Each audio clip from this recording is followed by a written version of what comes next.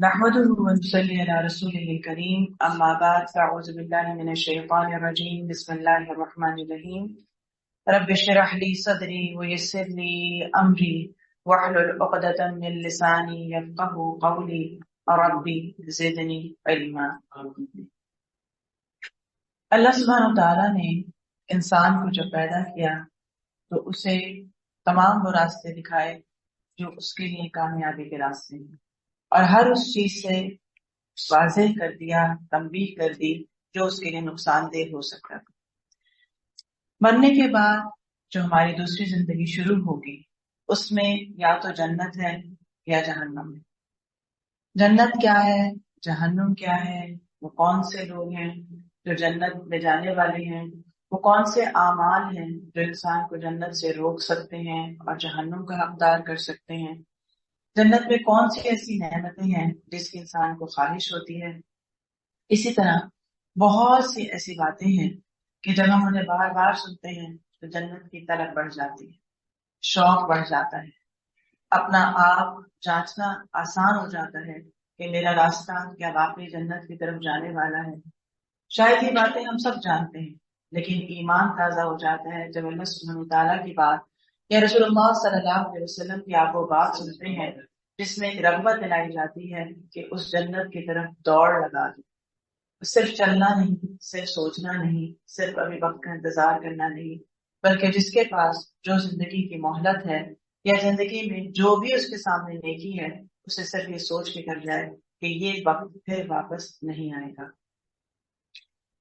جنت کی موجودگی کا ثبوت کہاں سے پتہ چلتا ہے؟ کیونکہ یہ ایک ایمان، ایک غیب کا ایمان ہے کہ اللہ سبحانہ تعالیٰ پر ایمان لانا، جنت پر، دوزخ پر، فرشتوں پر، جو چیزیں ہم نے دیکھی نہیں۔ اول انسان کی نفسیات یہ ہوتی ہے کہ جو چیز اس نے دیکھی نہیں ہوتی ہے وہ اس کے لیے اتنی طلب نہیں رکھتا، یا اس کے بارے میں بعض دفعہ شک کا شکار ہو جاتا ہے، یا اس کے لیے اس کی وہ دوڑ نہیں ہوتی۔ لہٰذا قرآن مجید ایک ایسی کتاب ہے کہ جس پر جو شخص جتنا زیادہ ایمان رکھتا ہے اس کی کہی باتیں بھی اس کے لیے اتنا ہی زیادہ ایمان کو بڑھانے کا ذریعہ ہے۔ لہٰذا سب سے پہلے ہم یہی دیکھتے ہیں کہ جنت کا ثبوت ہے کہاں۔ رمضان میں جنت کے دروازے کھول دیے جاتے ہیں۔ رسول اللہ صلی اللہ علیہ وسلم نے فرمایا جب رمضان آتا ہے تو جنت کے دروازے کھول دیے جاتے ہیں اور جہنم کے دروازے بند کر دیے جاتے ہیں اور شیاطین زنجیروں میں جکڑ دیے جاتے ہیں۔ گویا کہ یہ رغبت انسان کو بتاتی ہے کہ جنت ہے کہ جس کے دروازے کھلتے ہیں، اور جب بھی کوئی شخص نیکی کرتا ہے، خاص طور پہ ایسے مواقع پر جس کی فضیلت بیان کر دی گئی جیسے رمضان کی، تو اس میں جنت کی طرف دوڑ لگانے والے ہی آگے آگے جانے والے ہیں۔ یہی وجہ ہے کہ بعض دفعہ رمضان آتا ہے لیکن بہت سے لوگ اس سے غافل رہتے ہیں۔ کیوں غافل رہتے ہیں؟ کیونکہ انہیں جنت کا ہونے کا یا جنت کی نعمتوں کا احساس نہیں ہوتا۔ قبر میں جنتی آدمی کو جنت میں اس کا ٹھکانہ بھی دکھایا جاتا ہے، کیونکہ بعض لوگوں کا خیال ہے کہ انسان کا جو حساب کتاب ہے وہ حشر میں شروع ہوگا اور وہیں سے پھر سارا سلسلہ ہوگا، تو قبر کی زندگی بس ایک ڈیڈ زندگی ہے جس میں کچھ نہیں ہوگا، نہ اس کے اندر کوئی فیلنگ ہوگی، نہ اس کے اندر کوئی احساسات ہیں۔ کیونکہ جیسا انسان اپنے سامنے کسی مردہ شخص کو جب دیکھتا ہے تو وہ سمجھتا ہے کہ اس کے اندر کوئی بھی ایسی چیز نہیں ہے۔ لہٰذا جو ہمارا ایمان کہتا ہے کہ انسان کی روح جو ہے وہ زندہ رہتی ہے اور صرف اس کا انتقال ہوتا ہے، یعنی کہ منتقل ہو جاتا ہے انسان اس جہان سے دوسرے جہان میں۔ حضرت عبداللہ بن عمر رضی اللہ عنہ کہتے ہیں کہ رسول اللہ صلی اللہ علیہ وسلم نے فرمایا جب تم میں سے کوئی آدمی فوت ہوتا ہے تو اسے صبح و شام اس کا ٹھکانہ دکھایا جاتا ہے، اگر جنتی ہے تو جنت میں اس کا ٹھکانہ دکھایا جاتا ہے، اور اگر جہنمی ہے تو جہنم میں۔ گویا کہ جو قبر کی زندگی ہے وہ ایسی لائف زندگی ہے کہ اس میں تمام احساسات، تمام جذبات اور تمام وہ چیزیں، تکالیف انسان محسوس کرے گا اپنے اوپر جیسا کہ ہم یہاں محسوس کرتے ہیں، بلکہ اس سے کئی گنا زیادہ محسوس کرے گا، کیونکہ وہاں پر وہ سب کچھ اس کی روح پہ گزرے گا۔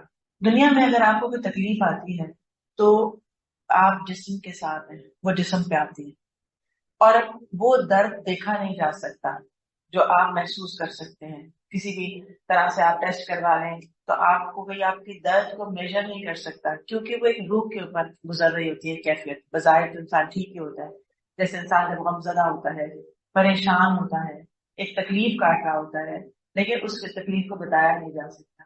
بالکل اسی طرح سے ایک مردہ شخص جب فوت ہو جاتا ہے تو بظاہر وہ ڈیڈ نظر آتا ہے، لیکن اس پر جو تکلیف گزرتی ہے کیونکہ وہ روح پر گزرتی ہے، لہٰذا اس کی شدت کئی گنا ہوتی ہے۔ اسی طرح ہم دیکھتے ہیں کہ جنت کے کئی نام بیان کیے گئے ہیں، جس میں دار السلام ہے، دار المتقین ہے، دار القرار ہے، دار الآخرہ ہے، اسی طرح جنات النعیم ہے، جنات عدن ہے۔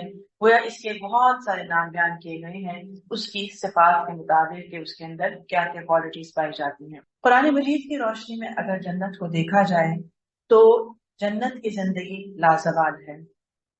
وبشر الذين آمنوا وعملوا الصالحات أن لهم جنات تجري من تحتها الأنهار كلما رزقوا منها من ثمرة رزقا قالوا هذا الذي رزقنا من قبل وأتوا به متشابها ولهم فيها أزواج مطهرة وهم فيها خالدون۔ اے محمد صلی اللہ علیہ وسلم، خوشخبری دے دیجیے ان لوگوں کو جو ایمان لائے ہیں اور نیک عمل کیے ہیں کہ ان کے لیے ایسے باغ ہیں جن کے نیچے نہریں بہتی ہوں گی۔ ان باغوں کے پھل دنیا کے پھلوں سے ملتے جلتے ہوں گے۔ جب کوئی پھل انہیں کھانے کے لیے دیا جائے گا تو وہ کہیں گے کہ ایسے ہی پھل اس سے پہلے ہم دنیا میں دیے گئے تھے، اور ان کے لیے وہاں پاکیزہ بیویاں ہوں گی اور وہ اس میں ہمیشہ رہیں گے۔ گویا دنیا کی جو زندگی ہے وہ ایک فانی زندگی ہے، اور لازوال زندگی جنت کی زندگی کو ہی کہا گیا، اور قرآن اس پر گواہ بھی ہے۔ اہل جنت کو جنت میں اللہ تعالیٰ کا دیدار بھی نصیب ہوگا۔ وہ لوگ جو ایمان لائے اور جنہوں نے دنیا میں نیک کام کیے ہوں گے ان کے لیے آخرت میں اچھا بدلہ یعنی جنت ہوگا۔ للذین احسنوا الحسنى وزیادہ ولا يرحق وجوههم قطر ولا ذلة اولئک اصحاب الجنہ هم فیہا خالدون، کہ یہی وہ لوگ ہیں جن کو انعام و اکرام کے ساتھ اللہ کا دیدار بھی نصیب ہوگا، اور یہ وہ لوگ ہوں گے کہ ان کے چہروں پر ذلت اور سیاہی نہیں ہوگی بلکہ خوشی اور چمک ہوگی، اور یہی لوگ جنتی اور ہمیشہ ہمیشہ اس میں رہنے والے ہوں گے۔ آج دنیا کی زندگی میں بھی آپ دیکھیں کہ نعمتوں والوں کے چہروں سے نعمتوں کی جھلک پتہ چلتی ہے۔ کون خوشحال ہے، کون بدحال ہے، کون غریب ہے، کون بھوکا ہے، کون کس حال میں ہے، چہرے بتاتے ہیں۔ اسی طرح سے جو جنت کی خوشحالی ہے، نعمتوں کی خوشحالی ہے، اللہ کے دیدار کی جو خوشحالی ہوگی وہ چہروں سے عیاں ہو رہی ہوگی۔ لہٰذا یہ بہت بڑا انعام ہے کہ اللہ سبحانہ وتعالیٰ کا دیدار اور بہت ساری نعمتوں کا بھی ساتھ ہونا۔ دنیا میں بعض بہت زیادہ نعمتیں ہو جائیں تو انسان اللہ ہی سے غافل ہونے لگتا ہے، یعنی ایک طرح کی ایک فتنہ بن جاتی ہے وہی چیز۔ دنیا میں نعمتیں زیادہ ہو جائیں، آرام زیادہ ہو جائے، آسائش زیادہ ہو جائے، لیکن یہ کمال ہے اس جنت کا کہ جہاں نعمتوں کے ساتھ اللہ کا جب دیدار مل رہا ہوگا تو اللہ سبحانہ تعالیٰ کی قربت بھی ہے اور نعمتیں بھی ساتھ ساتھ ہوں گی۔ اسی طرح جنت میں جنتی لوگوں کے ساتھ عزت اور احترام کا سلوک کیا جائے گا، یہ ایک اور نعمت ہے۔ یعنی جیسے جہنم میں سزا در سزا در سزا ہے، یعنی صرف جلنا نہیں ہے، اس میں ذلت کا عذاب بھی ہے، اور بہت سارے جو انسان محسوس کرتا ہے فیلنگز جو ہوتی ہیں، رسوائی کی فیلنگ، اپنے حسرتوں کی جو فیلنگز ہیں، وہ سب چیزیں جو ہیں وہ سزا کی شکل میں ہوں گی۔ اسی طرح جنت میں صرف یہ نہیں کہ کھانا پینا یا رہنے کی جگہ خوشحال ہوگی، بلکہ وہاں جو عزت اکرام اور اللہ سبحانہ تعالیٰ کا سلام، پھر اس کے بعد اس کا دیدار، تو اس میں بھی نعمتیں جو ہیں وہ بے شمار ہیں۔ اسی طرح سے جنت کی نعمتیں ایسی ہوں گی جو انسان کے ہوش و حواس کو خراب کرنے کا ذریعہ نہیں ہوں گی۔ جنتی میاں بیوی کے سامنے سونے کے تھال جن میں مختلف قسم کے پھل اور کھانے ہوں گے، اور سونے کے ساغر جس میں مختلف قسم کے مشروبات ہوں گے پیش کیے جائیں گے۔ دنیا میں سونے کے برتن استعمال کرنے کی اجازت نہیں دی گئی ہے اسلام میں سونے چاندی کے ساتھ۔ تو یہ ہیں وہ ساری خواہشات جو ہم یہ سمجھتے ہیں کہ 4 دن کی زندگی ہے، عیش کر لو کیونکہ اس کے بعد تو کچھ نہیں ہے۔ اگر دیکھا جائے تو یہ عقیدہ کس کا ہے؟ یہ ان کفار کا ہے کہ جن کے پاس نہ یہ قرآن ہے، نہ نبی ہے، نہ کوئی کتاب ہے، اور نہ ہی کوئی ایسی خوشخبریاں ہیں۔ لہٰذا اگر مسلمان ہونے کے بعد بھی انسان کی فیلنگ یہ رہے کہ 4 دن کی زندگی ہے، جو کرنا ہے عیش کر لو کیونکہ وہاں جا کے تو پھر ہم مر جائیں گے، ساری نعمتیں تو پھر یہیں رہ جائیں گی، سارے مال و دولت تو کوئی اور مل جائے گا، تو کیوں نہ ہم خود عیش اٹھا کے اس کو استعمال کر جائیں یا ضائع کریں۔ لہٰذا وہ بڑے بڑے گھر بناتا ہے، بڑی بڑی عیش اور بڑے بڑے دکھاوے کے سامان کرتا ہے، تو ہم یہ اس وقت بھول جاتے ہیں کہ اصل زندگی وہاں سے شروع ہوگی، اور جب ہوگی تو وہ تمام خواہشات پوری ہوں گی جو جہاں ہم چاہیں بھی تو پوری نہیں کر سکتے۔ بڑے سے بڑا بادشاہ بھی ہو جائے تو اپنی تمام خواہشات کو پورا نہیں کر سکتا. تو اس لیے اس جنت کو پانے کے لیے اہتمام کرنا، کوشش کرنا، اور کامل یقین کے ساتھ ہونا کہ اگر دنیا میں کوئی چیز ہم نہیں بھی پائیں گے تو کل اس کا بدل ہمیں بہتر شکل میں مل جائے گا. لہٰذا نہ کوئی حسرت انسان کو پریشان کرے، نہ کسی چیز سے ڈپریشن ہونے کی ضرورت ہے. کوئی بھی دنیا میں کمی بیشی ہے تو قیامت میں اس کو کمپنسیٹ کر دیا جائے گا. پھر جنت کی نعمتیں اور درجات دیکھنے کے بعد اہل جنت کی حسرت بھی ہوگی.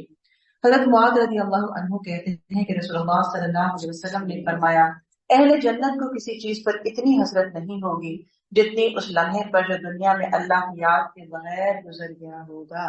گویا انسان کچھ بھی حاصل کر لے، اگر اس کی زندگی میں کوئی بھی کمی بیشی ذرا سے بھی اونچ نیچ ہو جائے تو آپ سوچیں دنیا میں کتنی حسرتیں ہوتی ہیں. جو انسان سوچتا ہے کہ ہم کاش میرے پاس یہ بھی ہوتا، تو وہاں کی حسرت سوچا جائے کہ جہاں پہ لازوال نعمتیں ہوں گی، اور وہ سب وہ نعمتیں تھیں جو وہ حاصل کر سکتا تھا. یعنی اس کے بس میں تھا کہ وہ ذکر زیادہ کر لیتا، وہ نماز اچھی پڑھ لیتا، وہ دکھاوا نہ کرتا، وہ اللہ کے لیے کام کر لیتا، اپنے آپ کو خالص کر لیتا. اسی طرح اپنا مال جس پہ وہ مکمل اختیار رکھتا تھا اس میں سے زکوٰۃ ادا کر دیتا، اس میں سے صدقات کر لیتا، دکھاوے میں خرچ کرنے کے بجائے کسی غریب کے اوپر خرچ کر لیتا. یعنی بہت سارے ایسے معاملات، عصر کے اوقات کو اپنی عبادت میں خرچ کر لیتا، رمضان میں اچھی عبادت کر لیتا. کتنی حسرتیں ہیں اگر پیچھے مڑ کے دیکھیں تو. آج ہی آپ سوچیں اپنی عمر کو تو اس کے بعد انسان کو اتنا خسارہ محسوس ہوتا ہے اپنے دن رات کا. اور اگر صرف ایک ہی دن کا حساب کرنا چاہیں تو یہ نہیں سمجھ میں آتا کہ دن کہاں گیا. کوئی یہ بھی اگر کہنا چاہے کہ آج ہم نے شاید نماز بہت اچھی پڑھ لی تھی تو یہ بھی ہاتھ نہیں. آج کہیں کہ اچھا اللہ کو راضی کرنے کے لیے میں نے کوئی ایسا کام کیا، کوئی ایسا صدقہ کیا کہ جو صرف اللہ کی خاطر تھا، اور واقعی وہ ایسا صدقہ تھا کہ جس میں دائیں ہاتھ نے دیا تو بائیں کو خبر نہ ہوئی، تو مشکل سے کوئی ایسے معاملات نکل پائیں گے. اسی طرح جنت کی وسعت بھی بیان کر دی گئی ہے تاکہ انسان کو اور زیادہ رغبت ہو. وَسَارِعُوا إِلَىٰ مَغْفِرَةٍ مِّن رَّبِّكُمْ وَجَنَّةٍ عَرْضُهَا السَّمَاوَاتُ وَالْأَرْضُ أُعِدَّتْ لِلْمُتَّقِينَ. دوڑو اپنے رب کی مغفرت کی طرف اور اس جنت کی طرف جس کی صرف چوڑائی آسمان و زمین کی وسعت جیسی ہے، اور وہ جنت متقی لوگوں کے لیے تیار کی گئی ہے. ہائی لائٹ کر لیں اس بات کو کہ یہ جنت کن لوگوں کے لیے تیار کی گئی ہے. یہ ان لوگوں کے لیے ہے کہ جنہوں نے تقوی اختیار کیا. اب تقوی کیا چیز ہے؟ تقوی یہ چیز ہے کہ جو چیز اللہ سبحانہ و تعالیٰ کو پسند ہے وہ کام کرنا، اور جو ان کو ناپسند ہے اس سے باز آ جانا. بہت آسان اور سمپل سی ڈیفینیشن ہے. کیونکہ جب تقوی کا لفظ آتا ہے تو عموماً ہم یہ سمجھتے ہیں کہ یہ بہت بڑے علماء کی بات ہو رہی ہے، یہ تو صحابہ کرام جیسے لوگوں کا کام ہے کہ وہ کریں، یہ تو بہت نیک لوگ ہوتے ہیں جو متقی بنتے ہیں، ہم تو متقی بن ہی نہیں سکتے ہیں. تو اگر ایک ایک لمحے کے اندر صرف اتنا دیکھیں کہ اس لمحے میں کوئی ایسا کام کر جاؤں جس سے اللہ تعالیٰ راضی ہو جائے، اور کسی ایسے کام سے بچ جاؤں کہ جس کو اللہ کو ناپسند ہو یا اس کی نافرمانی ہو، تو بس اسی کو کا نام تقویٰ ہے. کہ پھونک پھونک کے اپنے قدم رکھنا اور سوچ سمجھ کے شعوری زندگی گزارنا، اور جو چیز انسان کے لیے دنیا یا آخرت کا خسارہ بن سکتی ہے اسے یہ نہ سوچنا کہ اچھا میں کسی کے ساتھ اگر برا کروں گا تو اچھا ہے اس کو بھی پتا چلے نا، اسے بھی پتا چلے کہ جب تو یہ نہیں ہے اسے پتا چلے نہ پتا ہمیں ضرور پتا چلے. یعنی ہر گناہ، ہر نافرمانی، ہر انتقام، ہر کسی کے لیے برے جذبات، ہر منفی سوچ کا جو اثر ہے وہ انسان کی ذات پہ پڑتا ہے، اس کی دنیا اور آخرت پہ پڑتا ہے، چاہے اس کو دوسرے سے فرق پڑتا ہے یا نہیں پڑتا. بعض دفعہ آپ دوسرے کے لیے بدگمانیاں پالے رکھتے ہیں، وہ تو بیچارہ کچھ اسے پتا بھی نہیں ہوتا کہ آپ کیا بات سوچ رہے ہیں، اور وہ آزاد ہوتا ہے اور آپ قید کی زندگی اور ایک اذیت کی زندگی، بیمار کی زندگی گزار رہے ہوتے ہیں. تو اس لیے قرآن کو اگر پڑھا جائے تو انسان کو وہ مزاج سمجھ میں آتا ہے کہ کسی بھی شخص کے مومن ہونے یا جنتی ہونے کے لیے اس کا مزاج کیا ہونا چاہیے. یعنی ایک تو چیز ہے نا نماز روزہ کر لینا، نماز روزہ ہو گیا، اب اس کے اثرات کیا ہوتے ہیں؟ ہمیں کیوں کہا گیا ہے کہ رکوع کرو، سجدہ کرو؟ کیوں کہا گیا ہے بار بار اللہ تعالیٰ کی طرف رجوع کرو، بار بار غلاموں کی طرح آگے کھڑے ہو جاؤ؟ اس لیے کہا گیا کہ ہم پھر اپنے آپ کے ساتھ ظلم کر لیتے ہیں، ہم پھر وہ چیزیں جمع کر لیتے ہیں اپنے لیے جو نہیں ہونی چاہیے تھی. پھر جب ہم وضو کرتے ہیں تو ہمارے اعضاء کے دھلنے سے ہمارے صغیرہ گناہ جھڑ جاتے ہیں، جب ہم نماز پڑھتے ہیں، رکوع کرتے ہیں تو ہمارے گناہ جھڑ جاتے ہیں. تو یہ ہے وہ چیز کہ بار بار ہمیں پاک صاف کرنے کے لیے کہا گیا کہ انسان یہ یاد رکھے ان دو نمازوں کے درمیان کے وقت کو بھی کہ یہ وقت بھی اسی کی یاد میں گزارنا چاہیے. تو صرف نماز نہیں بلکہ اللہ کے ذکر میں کثرت کرنا، پھر اس کے درمیان میں کوئی ایسی بات نہ کرنا جو کسی کے لیے ہرٹ کرنے کا ذریعہ بن جائے، مثلا تانا دینا، چغلیاں کرتے رہنا، غیبت کرتے رہنا، فون پہ کسی سے بات ہو جائے تو ضرور کسی نہ کسی کا قصہ چھیڑ دینا. یہ سب وہ چیزیں، اور یہ سب چیزیں ہوتی کیوں ہیں؟ کیونکہ ہمارے دل کے اندر یہ چیزیں پائی جاتی ہیں. ہم لاکھ کہیں ہم بڑے اچھے دل کے لوگ ہیں، زبان پہ وہی آئے گا جو ہمارے دل میں ہوگا. تو اس کے لیے ضروری ہے کہ اپنے دل پر کام کریں اور اپنے دل کو مشغول کریں ان چیزوں میں جس میں اللہ تعالیٰ کی رضا پائی جاتی ہے. اب یہ کیسے پتا چلے کہ دل کی مشغولیت کہاں سے کریں اور اللہ کو کیا پسند ہے؟ تو اس کے لیے قرآن اور احادیث کا جتنا زیادہ مطالعہ کریں گے، آپ کے دل کے اندر سے وہ غلاظت نکلتی چلی جائے گی اور خود بخود نیکی جو ہے اس کا شوق ظاہر ہوگا. اسی طرح آپ دیکھیں کہ اگر آپ کا دل بوجھل رہتا ہے، دل کسی نہ کسی کی طرف سے میلا رہتا ہے، فلانے نے یہ کہہ دیا، اس کے یہ ہو گیا، کچھ بھی ایسی بات آتی ہے، تو آپ قرآن کھولیں اور اتنا پڑھیں کہ حتیٰ کہ اس کی طہارت ہو جائے، حتیٰ کہ وہ پاک صاف ہو جائے، حتیٰ کہ وہ ہلکا ہو جائے، اور آپ کو یہ سمجھ میں آنا شروع ہو جائے کہ اس میں مجھے کیا کرنا چاہیے تھا. کیونکہ عموماً ہم جب بے چین رہتے ہیں تو اس کی بنیادی وجہ یہ ہوتی ہے کہ ہم دوسرے کو سوچتے رہتے ہیں کہ اسے یہ اور یہ کرنا چاہیے تھا، وہ یہ نہیں کر رہا، اور ہم نہ کروا سکتے ہیں اسے وہ والا کام. تو کیوں نہ ہم وہ کام کریں کہ اپنے اس پہ فوکس کر دیں، مجھے کیا کرنا چاہیے تھا جب اس نے ایسے کیا تھا. اگر اس نے کوئی اس طرح بات کر دی تھی جو نہیں ہونی چاہیے تھی، تو میرا ریئیکشن کیا ہونا چاہیے تھا. تو جتنا اپنے اوپر کام کریں گے، اپنے ریئیکشنز کے اوپر کام کریں گے، اتنا زیادہ آپ دیکھیں کہ آپ بہتر انسان، ایک پازیٹیو انسان اور پرسکون انسان بنتے چلے جائیں گے. کیونکہ ہر بات کا نوٹس لینا ضروری نہیں ہوتا، یا ہر بات کو ذاتیات کے اوپر لینا ضروری نہیں ہوتا، یا ہر بات کو یہ سمجھنا کہ اس کی اتنی سنجیدگی سے کوئی اہمیت ہے یہ بھی ضروری نہیں ہوتا. تو کچھ چیزیں صرف سن کے اگنور کرنے کے لیے ہوتی ہیں، اور یہی آپ دوسرے کو سکھانے کا ذریعہ بنتی ہیں. پھر سب سے آخر میں جنت میں داخل ہونے والے جنتی کو اس دنیا سے 10 گنا وسیع مملکت عطا کی جائے گی. حضرت عبداللہ بن مسعود کہتے ہیں کہ رسول اللہ صلی اللہ علیہ وسلم نے فرمایا، جہنم سے سب سے آخر میں نکلنے والے آدمی کو میں پہچانتا ہوں. وہ شخص پھولوں کے بل گھسیٹتا ہوا جائے گا تو دیکھے گا کہ سب لوگوں نے اپنی اپنی جگہ پر قبضہ جما لیا ہے اور اس کے لیے کوئی جگہ باقی نہیں ہے. اب اس سے پوچھا جائے گا، تمہیں وہ وقت یاد ہے جب تم جہنم میں تھے؟ عرض کرے گا، ہاں یاد ہے. جبکہ اسے کہا جائے گا کہ خواہش کرو، کتنی جگہ تمہیں جنت میں چاہیے؟ چنانچہ وہ خواہش کرے گا. پھر اسے کہا جائے گا کہ تیرے لیے تیری خواہش کے مطابق جنت میں جگہ ہے، اور 10 دنیاؤں کے برابر مزید بھی تمہارے لیے جگہ ہے. وہ شخص عرض کرے گا کہ یا اللہ، تو بادشاہ ہو کر میرے ساتھ مذاق کرتا ہے، جنت میں تو اب معمولی سی بھی جگہ نہیں رہی ہوگی کیونکہ سب لوگ چلے گئے، میں تو آخری جانے والا ہوں. حضرت عبداللہ بن مسعود رضی اللہ عنہ کہتے ہیں کہ یہ ارشاد فرمانے کے بعد رسول اللہ صلی اللہ علیہ وسلم اتنا ہنسے کہ آپ کی داڑھیں نظر آنے لگیں. ایک دوسری روایت میں آتا ہے کہ اللہ تعالیٰ اس آدمی کے جواب میں فرمائیں گے کہ میں تجھ سے مذاق نہیں کر رہا، بلکہ میں جو کام کرنا چاہتا ہوں اس پر پوری طرح قادر ہوں. اصل بات وہی ہے کہ وما قدر اللہ حق قدر ہی، کہ ہم ہر چیز میں اللہ سبحانہ و تعالیٰ کو اپنے سے کمپیرزن کرتے ہیں. یعنی اگر میری طاقت نہیں ہے تو پھر شاید ادھر بھی نہیں ہے، اگر میری ہمت نہیں ہے تو اس کی بھی نہیں ہے. تو ہم اسے کیونکہ پہچانتے نہیں ہیں، کیونکہ ہم قرآن کا مطالعہ نہیں کرتے، اللہ سبحانہ تعالیٰ کی قدرت کو نہیں جانتے، اس کی وسعت کو، اس کی رحم کو، اس کی محبت کو نہیں جانتے کہ وہ ہمارے ساتھ کتنی زیادہ محبت کرتا ہے. لہٰذا ہمیں ہر چیز پر ایک کہنا چاہیے بغض اور ایک تنگی محسوس ہوتی ہے. نہیں، اگر کسی اور کو دے دیا میں نے اسی کا حصہ وراثت میں سے تو میرے پاس تو کم ہو جائے گا.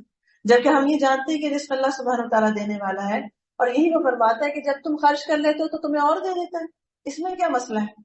لیکن ہم کیونکہ اس کو اللہ کی ذات کو نہیں سمجھتے کہ رزق دینے والی ذات وہ ہے، ہم سمجھتے ہیں ہم کمائیں گے تو ہوگا. اب تو ہم بوڑھے ہو گئے، اب تو ہم کما نہیں سکتے، اب ہم بیمار ہیں، اب تو ہم کچھ کر نہیں سکتے، لہٰذا رزق بھی نہیں ہوگا. کیوں؟ کیونکہ ہم اپنے زور بازو کو سمجھتے ہیں سب کچھ.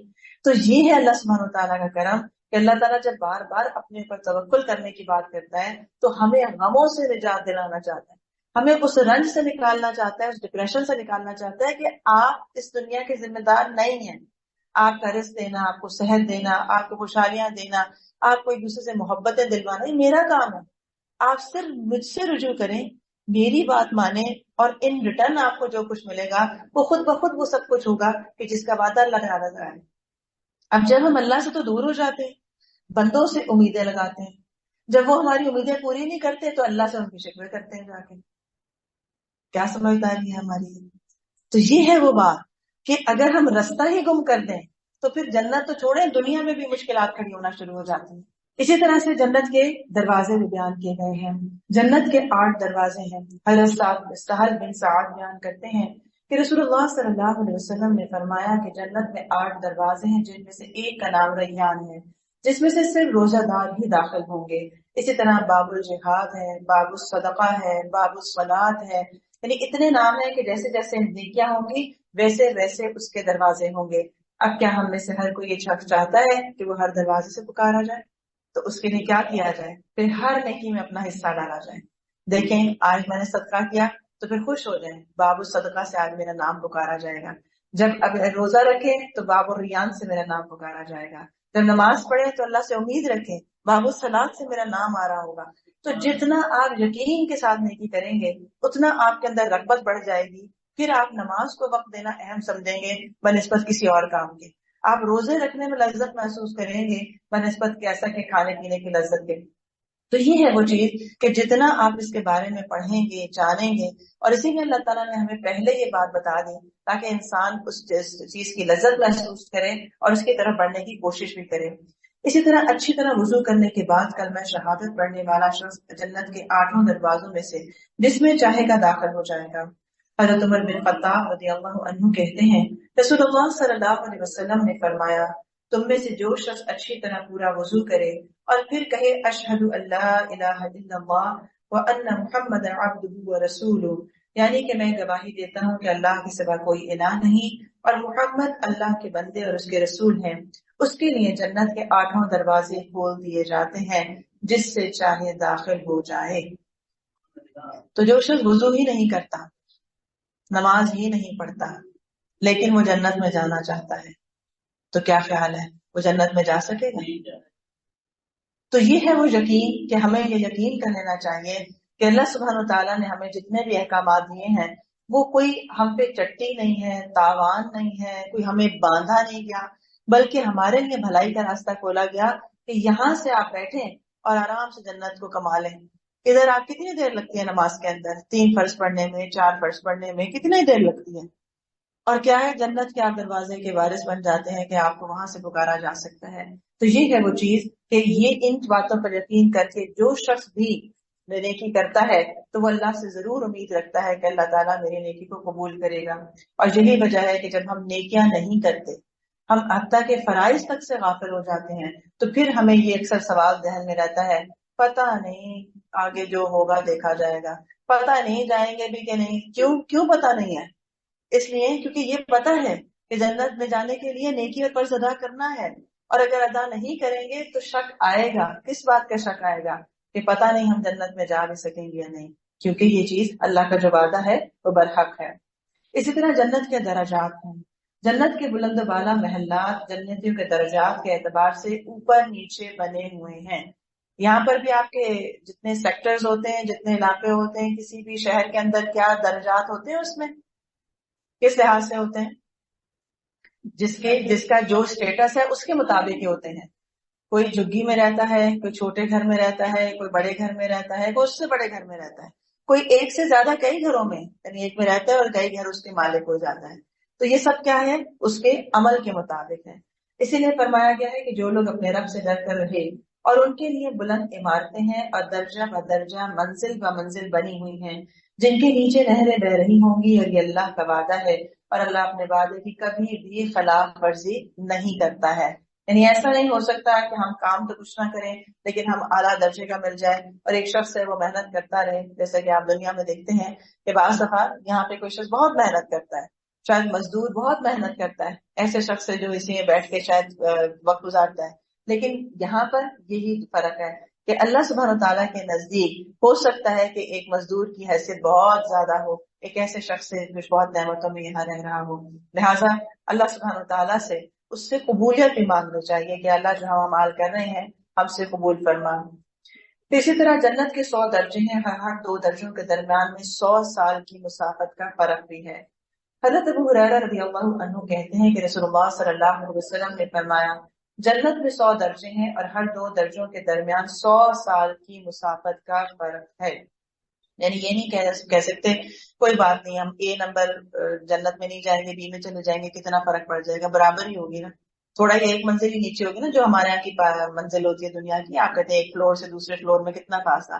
تو اسی لیے یہ بات واضح کر دی گئی کہ جیسے 100 سال تک کوئی سفر کرتا رہے تو اتنا فاصلہ ہے، اتنا تو کتنی محنت کی ضرورت ہے کہ اوپر چڑھنا کے لیے کتنا کوشش کی ضرورت ہے. تو تھوڑی چھوٹی موٹی کوشش نہیں، زیادہ کوشش کی ضرورت ہے. اسی کوشش میں ہم تھوڑی تھوڑی کوشش پہ ایڈ کریں تو وہ بڑھ سکتی ہے.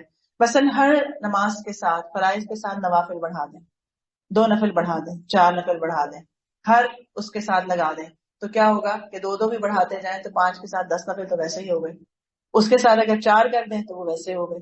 پھر اسی طرح نماز سے پہلے تحیۃ الوضو پڑھ لیں، جیسے وضو کرنے کے بعد سمپل 2 نفل پڑھیں اور اس کے بعد اپنے جو اصل نماز ہے وہ شروع کریں.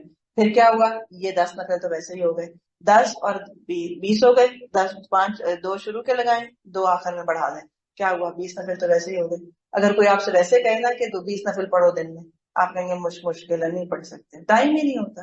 ایک تو ہم نے یہ سوچ لیا کہ ہمارے پاس وقت نہیں رہا، جبکہ وقت ہے، ہمیں اس کا استعمال نہیں آتا یا ہم نے اسے بے برکت کر رکھا ہوتا ہے. تو اس طرح جو اسپیڈ اپ ہونا ہے، اب آپ ٹارگیٹ سیٹ کرنا ہے کہ ہمیں اوپر والی منزل میں جانا ہے، اس کو کرنا ہے، تو اس کے لیے کیا کریں، چھوٹی سے چھوٹی نیکی کو بھی تھوڑا تھوڑا کر کے بڑھاتے چلے جائیں. اسی طرح جنت کے محلات بھی ہیں. محل کہتے نا، گھر ہوتا ہے، ایک ٹھکانہ ہوتا ہے، ایک جگہ ہوتی ہے، تو اس کے جو محل ہیں اس کے سونے اور چاندی کی اینٹوں کے بنے ہوئے ہیں، یعنی چھوٹے موٹے معمولی بھی نہیں ہیں. اسی طرح جنت کے سنگریزے، یہ جو ریت آپ دیکھتے ہیں نا، باریاں جو ہے، اس کے سنگریزے موتی اور یاقوت کے ہیں، اور اس کی مٹی جو ہے وہ زعفران کی ہے. اسی طرح جنت میں کبھی موت نہیں آئے گی، وہاں پر ہمیشگی کی زندگی ہوگی. اور ہم میں سے ہر شخص یہ چاہتا ہے کہ جو نعمتیں اس کے پاس ہے، وہ یہ جو گھر ہے، یہ دولت ہے، یہ جوانی ہے، یہ صحت ہے، ہمیشہ اس کے پاس رہے، کبھی نہ جائے. اور یہاں پر اسی لیے انسان جب سوچتا ہے یہ بات کہ اتنا پیسہ جمع کرنے کا فائدہ کیا، پھر تو ہم چلے ہی جائیں گے، تو یہ چیز انسان کو ذرا سیٹ کر دیتی ہے. لیکن وہاں پر کیا خوشخبری ہے کہ جو نعمتیں آپ کو ایک دفعہ ملیں گی اس کو پھر کبھی زوال نہیں ہے، پھر وہ ہمیشہ کے لیے آپ ہی کی ہوں گی. اس میں کوئی جائیداد کی تقسیم نہیں ہے، اس میں کوئی وارثین نہیں ہے، کچھ نہیں ہے، سب کو ملے گی اور بے حساب ملے گی. تو اس لیے اسی جنت کے لیے انسان کو جمع کرنا چاہیے، اسی جنت کے لیے لگا دینا چاہیے. دیکھیں ہمارے پاس کون سی ایسی اضافی چیزیں ہیں جو ہم کسی اور کو دے کر جنت کما سکتے ہیں. کتنا کچھ گھروں میں بھر رکھا ہے، ڈھیروں کپڑے، ڈھیروں جوتے، ڈھیروں کراکری، ڈھیروں بیڈ شیٹ، ہر چیز اتنی بھری ہوئی ہے کہ جس کا استعمال بھی نہیں کر رہے ہوتے. تو اپنے دل کو وسیع کریں اور اس جنت کا سوچ کے کہ یہ میں دے رہی ہوں کہ اللہ تعالیٰ سے جنت کا سودا کر سکوں، چاہے وہ ایک چمچ ہی پرانا کیوں نہ ہو. کیونکہ یہاں دے دینا اصل میں ہمارا وہ ہے جو ہم نے اللہ کے راستے میں دے دیا. تو اس لیے یہ بھی نہ سوچیں اچھا ہمارے پاس تو اتنے پیسے ہی نہیں، ہم کیا دیں گے، نہیں، جو ہے اسی میں سے نکالنا شروع کر دیں. تو آپ دیکھیں کہ آپ کے اندر، دل کے اندر وہ جو ایک بخیلی ہوتی ہے نا انسان کی، جب وہ نکل جاتی ہے، دینے پر آ جاتی ہے، تو اس سے وسعت آتی ہے، اس سے پھر نیکیاں کرنا آسان ہو جاتا ہے. پھر ہر جنتی کے محل میں خوبصورت خیمے بھی ہوں گے جن میں اہل جنت کی حوریں قیام پذیر ہوں گی. اہل جنت کے لیے خیموں میں حوریں ٹھہرائی جائیں گی. بس اے جنوں اس تم اپنے رب کی کس کس نعمت کا انکار کرو گے. اسی لیے آتا ہے حور مقصورات فی الخیام فبأی آلاء ربکما تکذبان، یعنی وہاں کا جو منظر ہے وہ ایک ایسا منظر ہے کہ جو انسان کی امیجنیشن سے بھی باہر ہے. ان خیموں میں اہل جنت کی بیویاں ہوں گی جو ان کی آمد کی ہر آن منتظر بھی ہوں گی. عبداللہ بن قیس سے روایت ہے کہ رسول اللہ صلی اللہ علیہ وسلم نے فرمایا، جنت میں موتی کا ایک خولدار خیمہ ہوگا جس کی چوڑائی 60 میل ہوگی. اس خیمے کے ہر کونے میں مومن کی بیویاں ہوں گی جنہیں دوسرے محل کے لوگ دوری اور وسعت کی وجہ سے نہیں دیکھ سکیں گے. خیمہ کتنا بڑا ہے، اتنا بڑا ہے کہ ایک کونے سے دوسرے کونے تک نظر نہیں آ رہا. اب اپنی نظر کو دیکھیں، آپ کی نظر کہاں تک کیچ کرتی ہے، کتنی دور تک دیکھتی ہے. تو جہاں تک نظر آپ کی دیکھ سکتی ہے اس سے بھی بڑی وسعت ہے کہ ایک کونے میں بیٹھا شخص دوسرے کونے پہ نظر نہیں آ رہا. اور مومن آدمی ان بیویوں کے درمیان چکر لگاتا رہے گا، یعنی اس کی جو اپنی جگہ ہے، ایک خیمے کی جگہ اتنی بڑی ہے کہ اگر ایک کونے سے جائے ادھر تک جائے تو وہاں تک نظر نہیں آتا. تو اتنی بڑی سلطنت آپ دیکھیں کہ دنیا میں چاہے بھی تو کسی کے نام ہو نہیں سکتی، کسی کی ملکیت ہو نہیں سکتی. تو لہٰذا یہاں کے لیے اتنی طلب رکھنے کی ضرورت بھی نہیں ہے. یہاں مل بھی کیا تو کیا کتنے دن رہے گا. اسی طرح جنت کا بازار بھی ہے.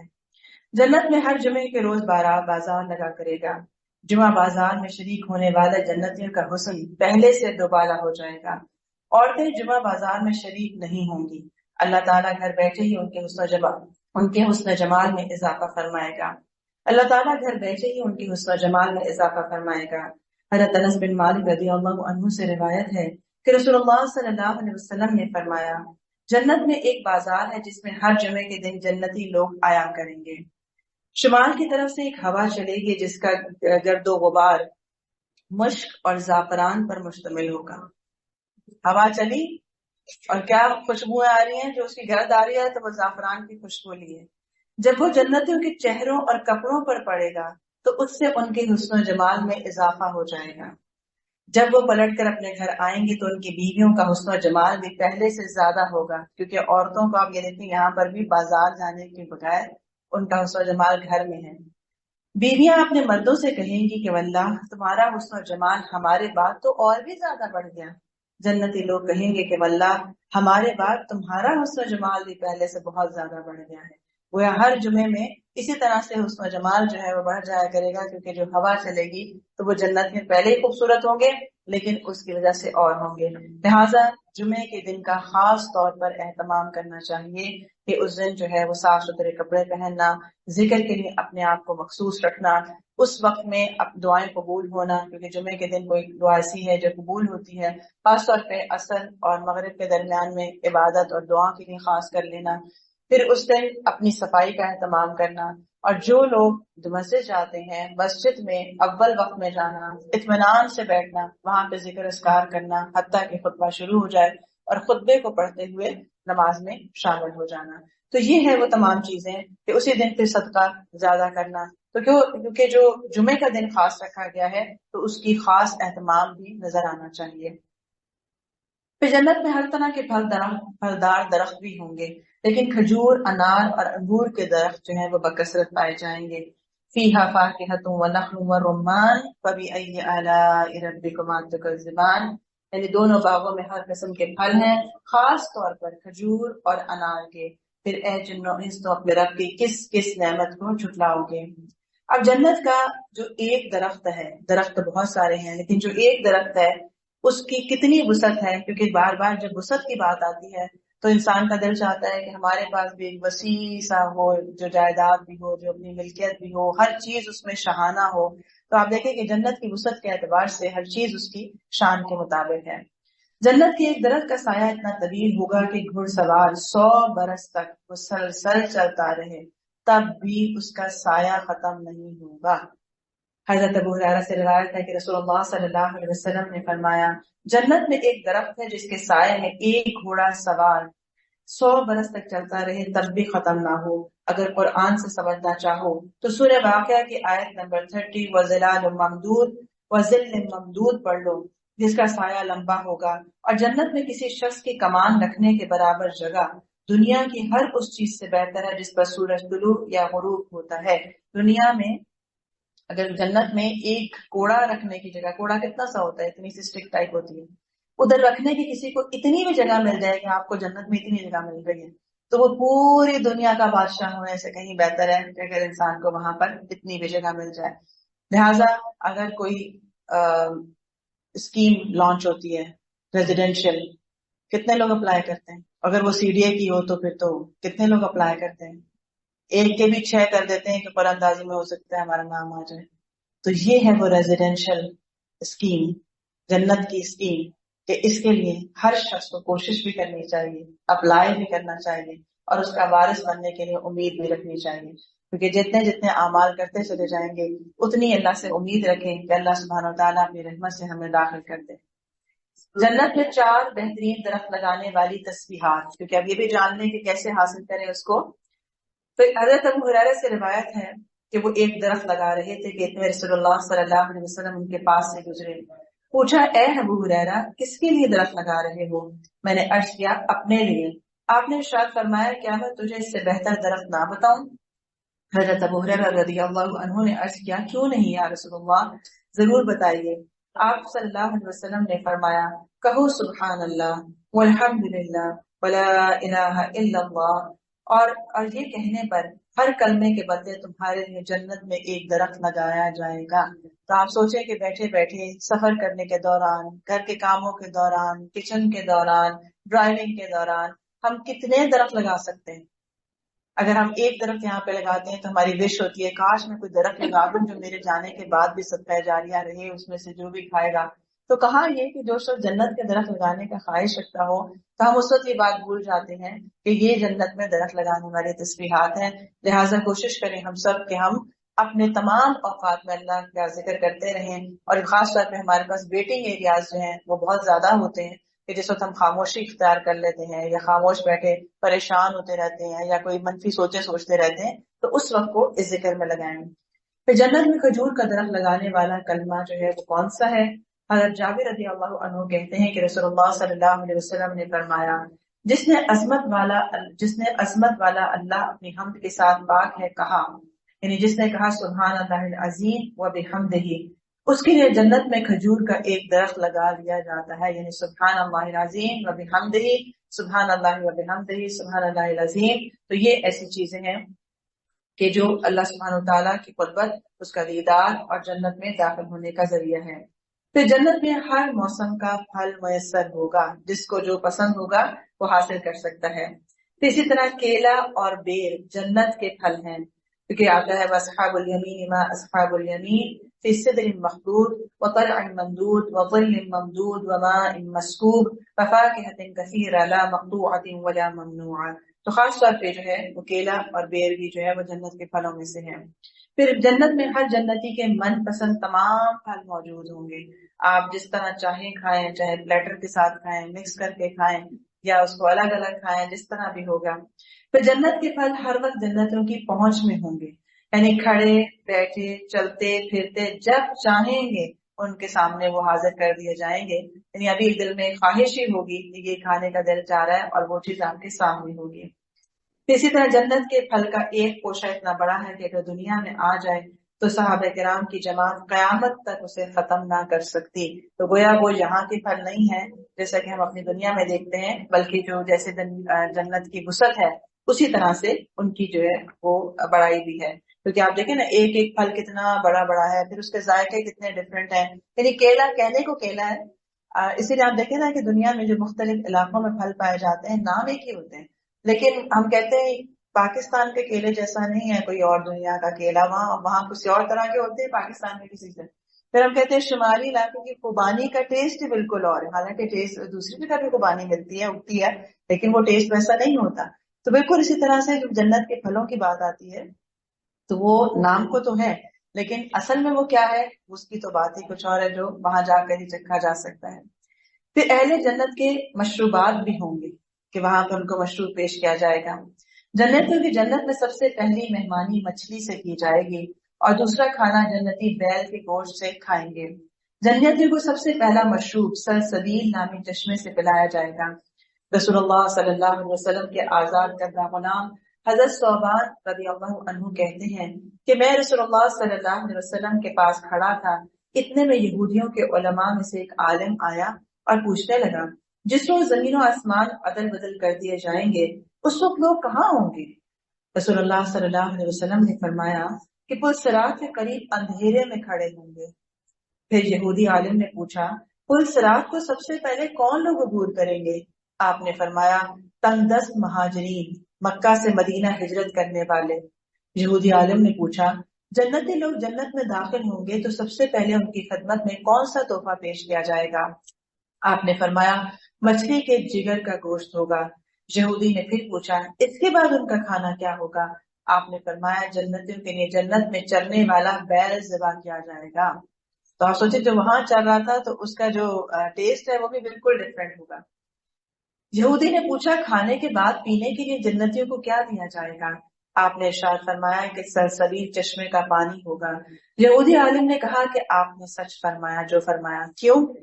اس نے یہ کیوں کہا کہ آپ نے سچ کہا؟ کیونکہ وہ چیک کر رہا تھا کہ ہماری کتابوں میں جو کچھ لکھا ہوا ہے کہ جنت میں سب کچھ ہوگا، کیا قرآن مجید میں بھی یہی کچھ لکھا ہوا ہے؟ تو اس نے ایک بات میں تصدیق کیا کی کہ آپ نے جو کہا بالکل سچ کہا ہے۔ اللہ سبحانہ وتعالی ہم سب کو جنت الفردوس کے کھانے اور اس کا وہاں رہن سہن نصیب فرمائے۔ تو اسی طرح جنت کا اعلیٰ ترین مشروب تسنیم صرف اللہ کے مقرب بندوں کی خدمت میں ہی پیش کیا جائے گا۔ اسی طرح جنت کی خالص اور صاف شفاف شراب رقیق ہے، جس میں تمام جنتی لطف اندوز ہوں گے، رحیق کے نام سے ہے۔ پھر اہل جنت آب کوثر سے بھی نوازے جائیں گے۔ جنت میں سفید چمکدار شراب بھی اہل جنت کے توازوں کے لیے موجود ہوگا، اور یہ ایسا ہوگا کہ اس سے ہوش و حواس یا عقل میں کوئی بھی خرابی نہیں آئے گی۔ اہل جنت کی خدمت میں شراب طہور کے جام بھی پیش کیے جائیں گے۔ اسی طرح اہل جنت کی خدمت میں ایسی شراب کے ساغر پیش کیے جائیں گے جس میں کافور کی آمیزش بھی ہوگی۔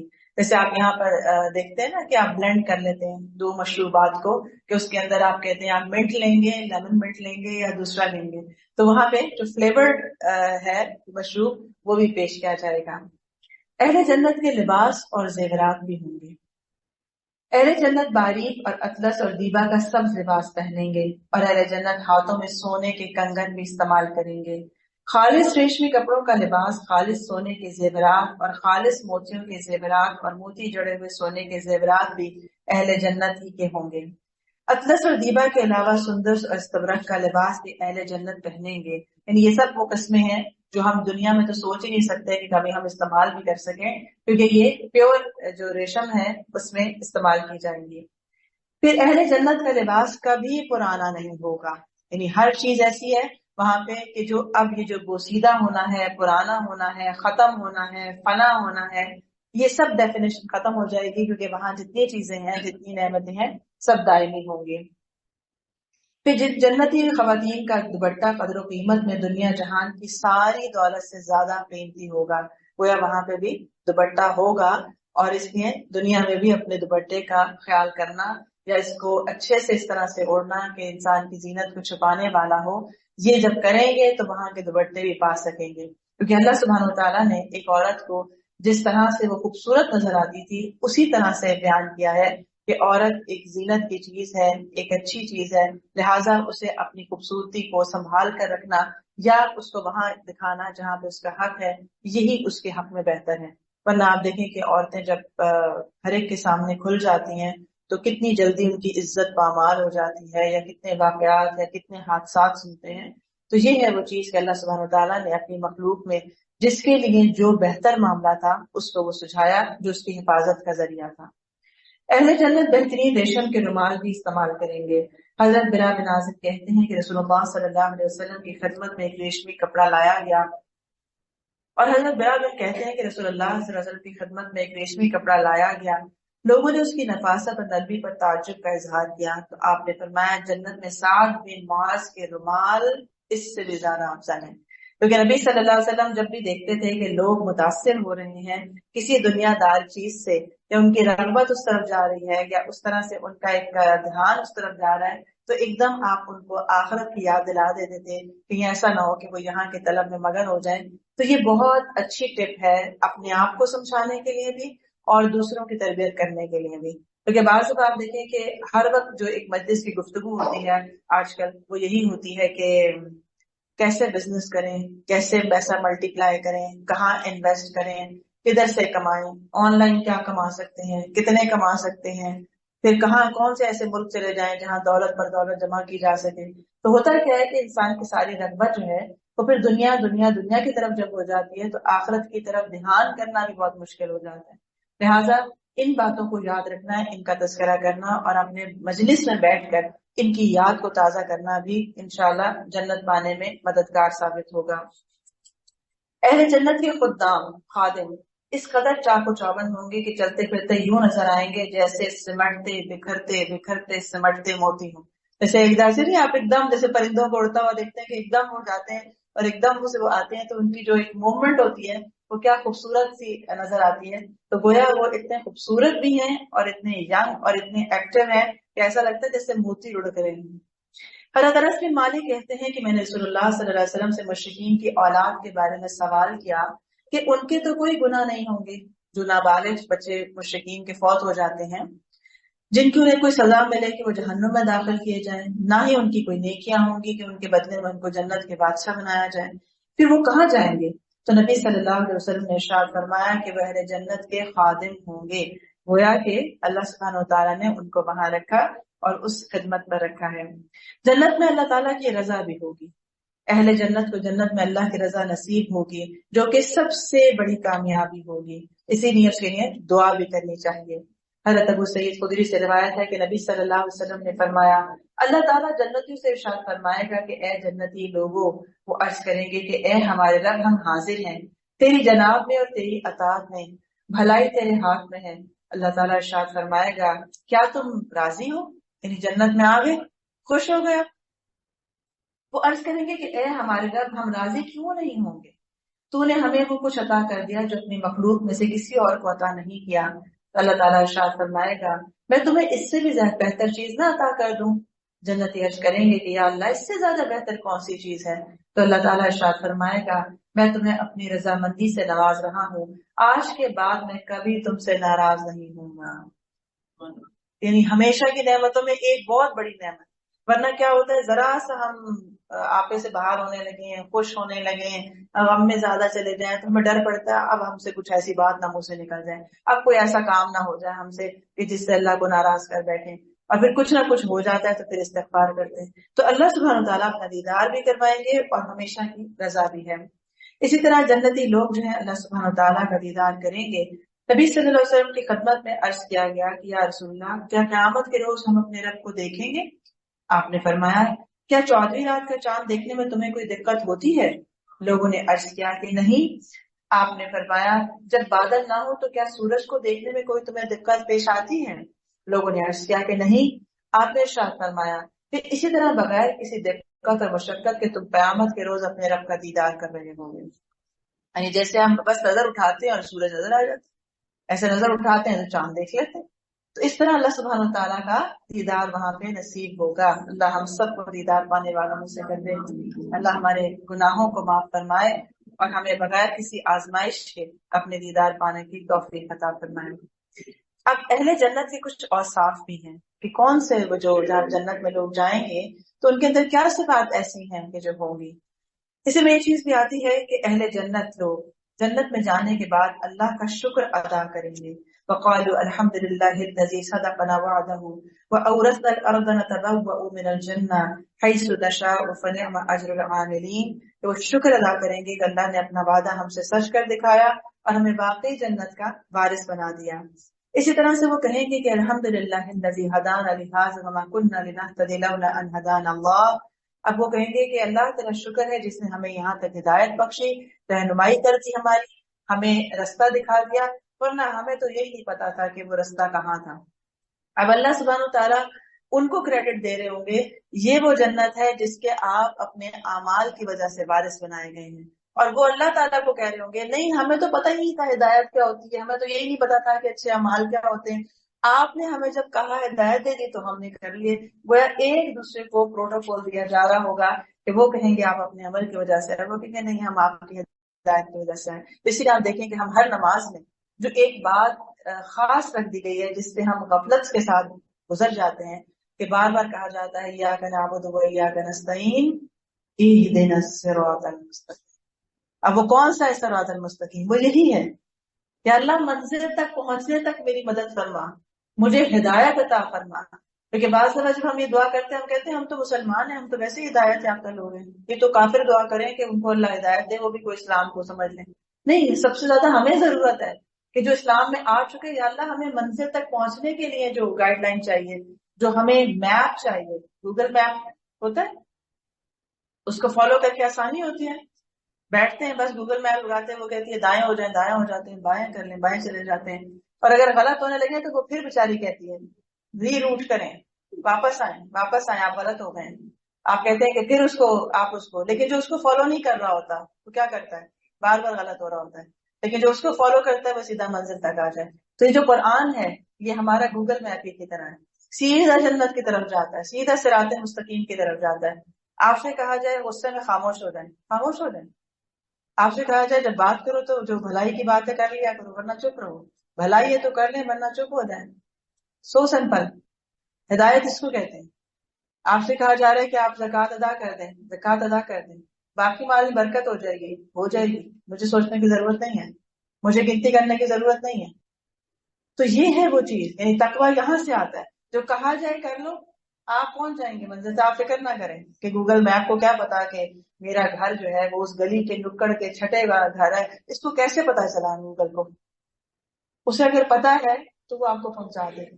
تو اللہ سبحانہ تعالیٰ کو بھی ہماری تمام جو باتیں ہیں وہ بتا دیں، لہٰذا ہمیں بتا دیا گیا آپ کی عقل میں آئے نہ آئے، آپ یہ معاملہ بس اس طرح کر لیں، آپ لوگوں سے ڈیل اس طرح کر لیں، چاہے آپ کو فائدہ لگے یا نقصان لگے، لیکن آپ منزل کو پا لیں گے. اسی طرح جنت میں اہل جنت کا تکیہ کلام سبحانک اللہم ہوگا.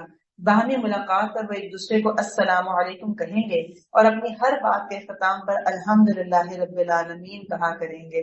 تو دنیا میں بھی یہی عادت بنا لیں کہ ہم ذکر زیادہ کریں، اور اللہ کا ذکر جتنا زیادہ ہوگا انسان تکبر سے بچتا ہے اور بہت ساری لغویات سے بچتا ہے، کیونکہ دوسرے الفاظ استعمال کرنے کے بعد بجائے یہ الفاظ استعمال کیے جائیں.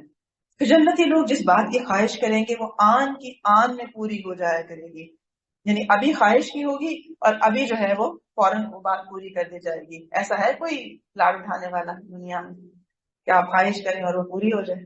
یہ ہے اللہ کی محبت جو اللہ سبحانہ و تعالیٰ جو ہے اپنے بندوں سے کرتا ہے. اسی طرح سے جنت میں نبی صلی اللہ علیہ وسلم کی امت کی کثرت ہوگی، لہٰذا کوشش کریں کہ ہم ان کثرت پانے والوں میں ہم بھی شامل ہوں کہ جو جنت میں جانے والے ہیں. پھر جنت میں لے جانے والے اعمال مشقت طلب بھی ہیں، یعنی یہ بھی خیال رکھنا چاہیے کہ نیکی کرنا کبھی بھی آسان نہیں ہوتا، چاہے وہ ایک نماز کے لیے اٹھنا کیوں نہ ہو، اس کے لیے اٹھنا، وضو کرنا، پھر اپنے کاموں کو چھوڑنا، مصروفیات کو ایک سائڈ پہ کر کے کرنا، تو ہر نیکی ایک مشقت طلب ہے. حضرت ابو ہریرہ کہتے ہیں کہ رسول اللہ صلی اللہ علیہ وسلم نے فرمایا کہ جو ڈرا وہ بھاگا اور جو بھاگا وہ منزل کو پہنچا. سنو اللہ کا بال بہت مہنگا ہے، خبردار اللہ کا مال جنت ہے. لہٰذا جو مہنگا مال ہوتا ہے آپ اس کے لیے قیمت بھی زیادہ ادا کرنے کے لیے تیار ہو جاتے ہیں. پھر نعمت بھری جنت چاہنے والا شخص دنیا میں کبھی چین کی نیند سو نہیں سکتا. رسول اللہ صلی اللہ علیہ وسلم نے فرمایا میں نے جہنم سے بھاگنے والے کسی شخص کو سوتے نہیں دیکھا اور نہ ہی جنت کے کسی خواہش مند کو سوتے دیکھا ہے. یعنی اس کی پھر ایفرٹ کیا ہوتی ہے، اس کی ایفرٹ شدید ہو جاتی ہے، کیونکہ وہ یہ جانتا ہے کہ اگر میں سویا رہا اس وقت جب کہ نماز کا وقت تھا تو میں جنت نہیں پا سکتا اور جہنم. اور اگر کوئی چاہتا ہے کہ میں جہنم میں نہ جاؤں تو پھر اسے چاہیے کہ وہ ہر اس کام سے بچ جائے کہ جو جہنم میں جانے والا ہے. اسی طرح جنت میں داخل ہونے والے لوگ ان کی کیا صفات ہوں گی؟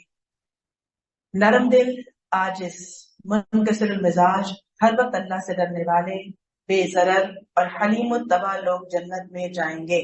اب ذرا اپنی ڈیفینیشن دیکھیں کہ ہماری طبیعت کیسی ہے، خود نہیں جو ہم سمجھتے ہیں. ایک تو وہ ہوتا ہے نا جو ہم خود کو خود ہی سمجھتے ہیں، میں بڑی عاجز ہوں، میں بڑی صابر ہوں، میں بڑی شکر گزار ہوں، لیکن جب صبر کا موقع آتا ہے تو پتہ چلتا ہے پھر اپنا آپ کھلتا ہے، نہیں یہ تو میں اپنے آپ کو غلط سمجھ رہی تھی، میری تو ریٹنگ ہی غلط تھی اپنے بارے میں. اسی طرح بعض دفعہ دوسرے لوگ آپ کو ریٹ کر رہے ہوتے ہیں، مثلا آپ کو لگتا ہے آپ بہت بااخلاق ہے، لیکن ذرا سی کوئی بات اونچ نیچ ہوتی نہیں ہے کہ آپ کا پارا ہائی ہوتا ہے، آپ کے جو الفاظ ہیں، آپ کے جو انداز ہے، آپ کا جو غصہ ہے وہ دوسرے کو کہیں سے کہیں لے جاتا ہے. تو اس وقت دوسروں سے بھی پوچھیں کہ آپ میں یہ صفات ہیں جو آپ اپنے بارے میں خود بھی سمجھتے ہیں، کہ دوسروں کی ڈیفینیشن بھی کسی حد تک ہمارے بارے میں صحیح ہوتی ہے. تو اسی طرح جنت میں غریب، فقیر، محتاج، مسکین اور کمزور لوگوں کی کثرت ہوگی. کیوں؟ کیونکہ وہاں دنیا میں جو انہوں نے نعمتیں ان کو نہیں ملی تھیں ان کا حساب بھی نہیں ہوگا پھر اتنا، اور جتنے دنیا میں نعمتیں ہم جمع کرتے چلے جاتے ہیں ان کا حساب بھی کڑا ہوتا ہے. آپ صلی اللہ علیہ وسلم نے ارشاد فرمایا کہ ہر جھگڑالو، بد اخلاق اور تکبر کرنے والا جو ہے وہ جہنم میں جانے والا ہوگا اور وہ وہاں نہیں جا سکے گا. جھگڑالو اور بد اخلاق، اور اخلاق ایک ایسی چیز ہے جس کا ہمیں ہر وقت واسطہ پڑتا ہے، کیونکہ کہیں نہ کوئی ہم ڈیل کر رہے ہوتے ہیں، خاص طور پہ بات کا جو انداز ہوتا ہے، بچوں سے کیسے بول رہے ہیں، ملازم سے کیسے بول رہے ہیں، اپنے ہمسائے سے کیسے ہیں، اپنے گھر میں کیسے ہیں. تو یہ سب چیزیں ہماری ڈیفینیشن آتی ہیں کہ ہم اصل میں کیا ہیں، جو ہم اپنوں کے ساتھ ہیں. باہر مہمان 2 گھنٹے کے نہیں، جو ہم اصل میں اپنے ساتھ ہیں تو ہمارے گھر والے ہمیں کیا کہتے ہیں کہ ہم کیسے ہیں. اسی طرح نرم دل، شریف النفس، منکسر مزاج اور ہر دل عزیز شخص جنتی ہے. حضرت عبداللہ بن مسعود کہتے ہیں کہ رسول اللہ صلی اللہ علیہ وسلم نے فرمایا ہر وہ شخص جو نرم دل ہے، شریف النفس ہے، منکسر مزاج ہے اور لوگوں سے قریب یعنی ہر دل عزیز ہے، اس پر جہنم کی آگ حرام ہے. اب ہر دل عزیز کون سا شخص ہوتا ہے؟ جو سہل شخص ہوتا ہے، ہر شخص اس سے بات کر سکتا ہے، ہر شخص کا مسئلہ حل کرنے والا ہوتا ہے، اس سے بات کرے تو آپ کو یہ خطرہ نہیں رہتا میری عزت اچھالے گا، آپ کو یہ ڈر نہیں ہوتا یہ مجھے آگے سے بدتمیزی کرے گا یا مجھے غلط سمجھے گا یا مجھ سے بدگمان ہو جائے گا، بلکہ وہ ایسا شخص ہوتا ہے کہ آپ اس سے بات کریں تو وہ آپ اور قربت محسوس کرتے ہیں۔ تو ایسا شخص ہونا اور ہر دل عزیز بھی وہی شخص ہوتا ہے جو عاجزی اختیار کرنے والا ہو۔ پھر صلہ رحمی کرنے والے جنت میں جائیں گے۔ صلہ رحمی کیا ہے؟ جو شخص آپ کے ساتھ، جو رشتے دار آپ کے ساتھ اچھا سلوک نہیں کرتا اس کے ساتھ اچھا ہونا، جو آپ کو نہیں دیتا اس کے لیے تحفے بھر بھر کے لے کر جانا، جو آپ کو فون کر کے کال تک نہیں کرتا اس کو کال کر لینا، جو آپ کی بیماری میں آپ کی تیمارداری نہیں کرتا اس کے گھر چل چل کے چلے جانا، تو یہ ہے صلہ رحمی۔ حضرت ابو ایوب کہتے ہیں کہ ایک آدمی نبی صلی اللہ علیہ وسلم کی خدمت میں حاضر ہوا اور عرض کیا کہ مجھے کوئی ایسا عمل بتائیے جو مجھے جنت کے قریب اور جہنم سے دور کر دے۔ آپ نے ارشاد فرمایا کہ اللہ کی بندگی کرو اور اس کے ساتھ کسی کو شریک نہ ٹھہراؤ، نماز قائم کرو، زکوٰۃ ادا کرو اور رحم والوں سے تعلق قائم کرو، رحم والے یعنی رشتہ داروں سے۔ جب وہ آدمی واپس پلٹا تو رسول اللہ صلی اللہ علیہ وسلم نے فرمایا جن باتوں کا اسے حکم دیا گیا ہے اگر ان پر عمل کر لیا اس نے تو یہ جنت میں داخل ہو جائے گا۔ تو یہ وہ چیز ہے کہ صلہ رحمی کرنا جو کہ ایک مشکل کام ہے کہ آپ ایسے رشتے داروں کے ساتھ آپ کو لگتا ہے کہ جیسا وہ کرتے ہیں ہم بھی ان کے ساتھ ویسا سلوک کیوں نہ کریں، تو یاد رکھیں یہ شیطان کی چال ہوتی ہے کہ جہاں پہ آپ کا اجر زیادہ ہوتا ہے نا وہ آپ کو وہاں سے پیچھے کرتا ہے۔ مثلا عام صدقہ کرنے کا سنگل اجر ہے، اپنے رشتے دار کو تحفہ دینے کا دوہرا اجر ہے، لیکن رشتے دار کو تحفہ دیتے ہوئے لگتا ہے اچھے بھلے ہونے کی ضرورت ہے یہ دینے کی، اچھا میں کسی ایسے پھٹے پرانے والے کو دوں تو زیادہ ثواب۔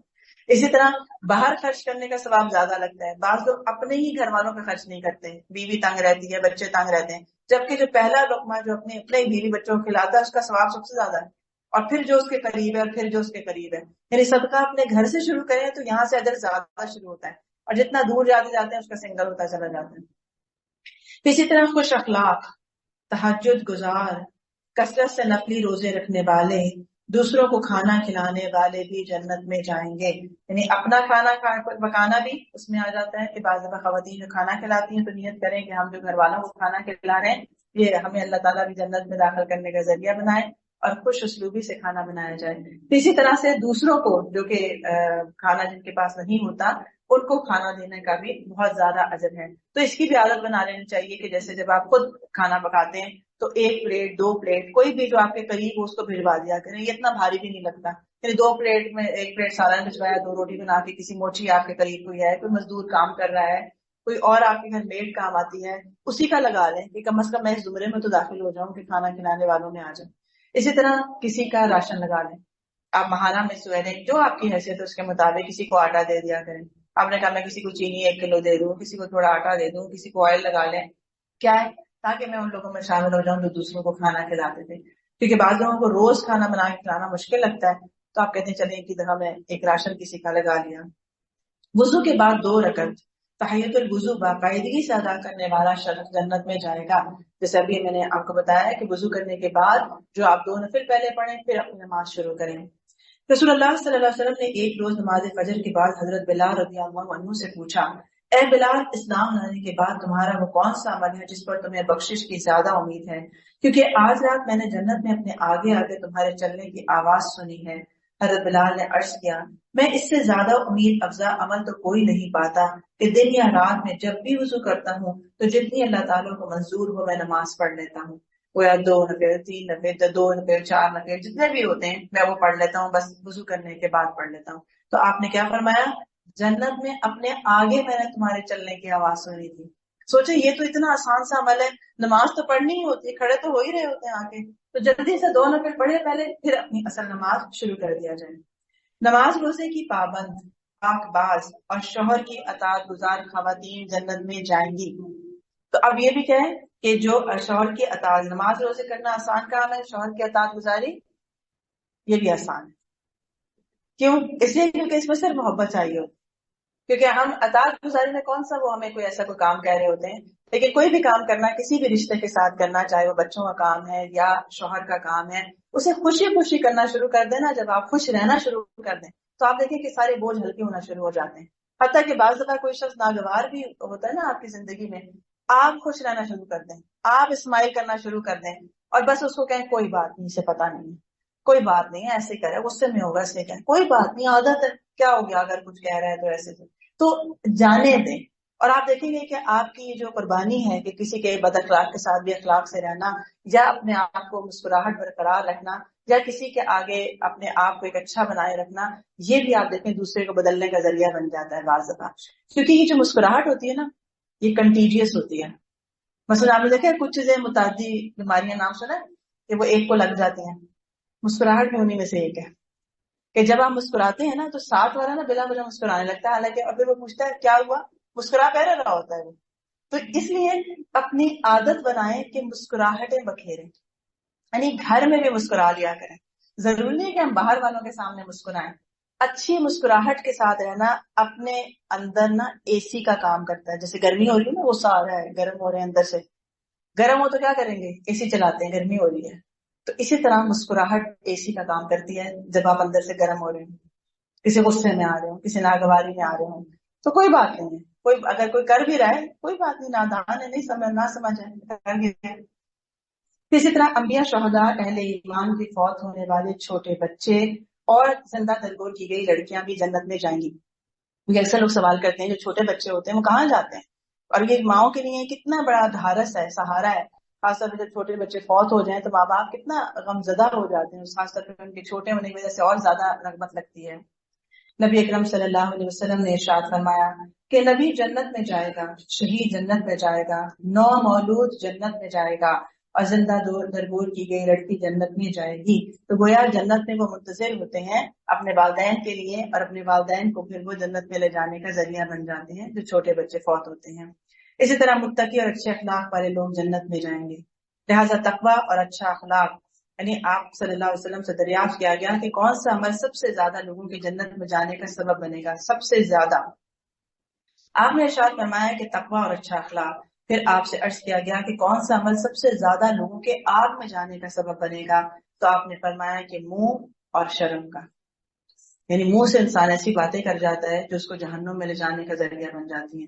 اور آپ سوچیے کتنی عام بات ہے، یعنی اس میں نہ سمجھدار لوگ بچے ہیں نہ کوئی نہ سمجھ بچے ہیں، بلکہ ہم زبان سے ایسی تبصرے، ایسی باتیں، اور پھر خاص طور پہ میڈیا دیکھ دیکھ کے تو اور زیادہ ہماری زبانیں کھل جاتی ہیں، اور ہم وہ بات کہہ رہے ہوتے ہیں جس کا ہمیں یقین بھی نہیں، نہ ہمیں تحقیق ہوتی ہے، تو اس سے بھی بچنا چاہیے۔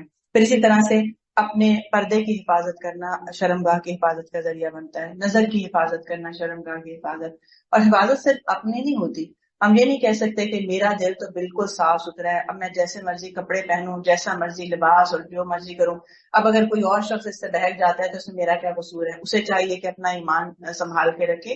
تو ایسا نہیں ہے، اگر ایمان کی حفاظت کے کچھ ذرائع جو بتائے گئے ہیں اسی میں سے سد ذریعہ کے طور پر یہ ہے کہ خواتین کو ایک ڈریس کوڈ بتا دیا گیا کہ آپ باہر جاتے ہوئے اس ڈریس کوڈ کے ساتھ باہر جائیں، اپنے حجاب کے ساتھ باہر جائیں، اپنے آپ کو ڈھانپ کر جائیں، تاکہ آپ کے اپنے ایمان اور دوسرے کا ایمان بھی سلامت رہے۔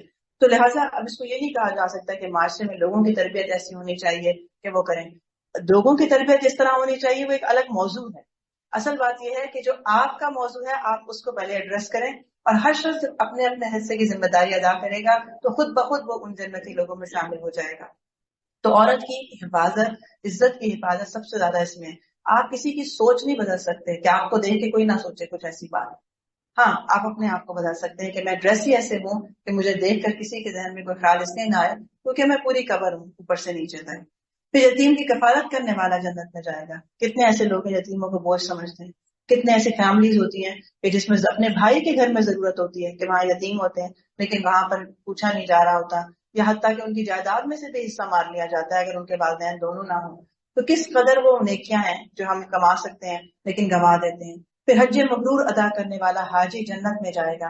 آپ صلی اللہ علیہ وسلم نے فرمایا کہ عمرہ ان تمام گناہوں کا کفارہ ہے جو موجودہ اور گزشتہ عمرے کے درمیان سے زد ہوں، اور حج مبرور کا بدلہ تو جنت ہی ہے۔